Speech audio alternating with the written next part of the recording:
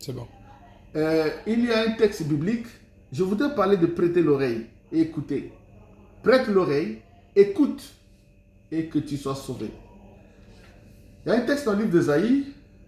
Lorsque le prophète, lorsque Israël sombre dans les ténèbres, Dieu a suscité. Ésaïe est l'un des prophètes, disons l'un des premiers que Dieu a suscité après la longue période des ténèbres, plus de 100 ans qu'Israël a abandonné l'Éternel.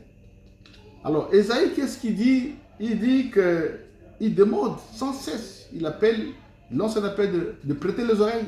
Il dit au peuple de Dieu, prêtez l'oreille. Écoutez, tous les prophètes ont utilisé cette leitmotiv. Prêtez l'oreille à ce que Dieu. Alors, prêtez l'oreille pour écouter une parole qui sauve. Lorsque le peuple de Dieu prête l'oreille, nous écoute, qu'est-ce que nous leur enseignons? Est-ce que toute parole sauve? Non. La parole de Dieu qui sauve, c'est la parole qui est prêchée conformément à la parole de Dieu. La parole qui sauve, c'est la parole qui amène les gens vers le Seigneur Jésus-Christ. La parole qui sauve, c'est celle qui amène les gens à se renoncer à leur manière vaine de vivre. La parole qui sauve, c'est une remise en question de l'homme chaque jour devant Dieu.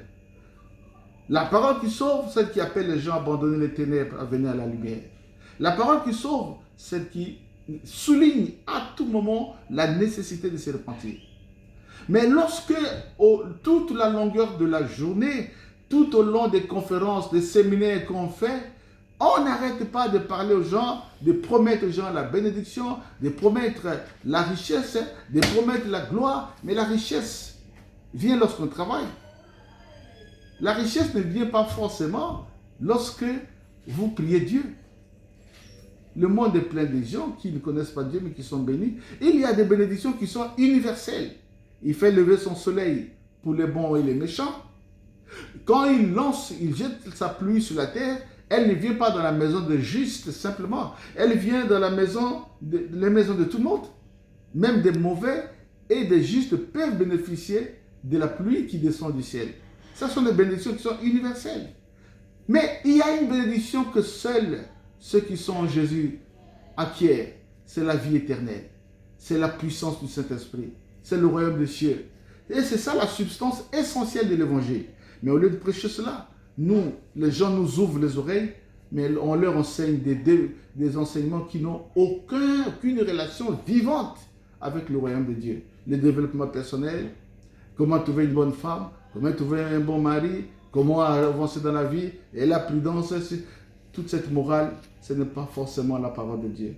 En tout cas, Paul a résumé dans 1 Corinthiens chapitre 15, le résumé de l'évangile.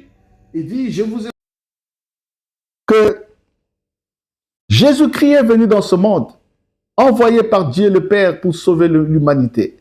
Et qu'il est mort, il a été mis à mort, il a été ressuscité, et qu'il est monté dans les cieux. Plusieurs personnes l'ont vu monter dans les cieux. Il revient. L'évangile prépare les gens au retour du Seigneur. L'évangile, puis il prépare les gens à rencontrer le Créateur. Combien d'avertissements de la Bible nous trouvons sur le Seigneur qui vient? Que vous le vouliez ou pas, vous allez rencontrer Dieu au dernier jour. Et ce que Dieu veut est que tu sois préparé. La bénédiction, tu l'auras. Dieu la donne. Mais prépare-toi à rencontrer le Seigneur. Que Dieu vous bénisse.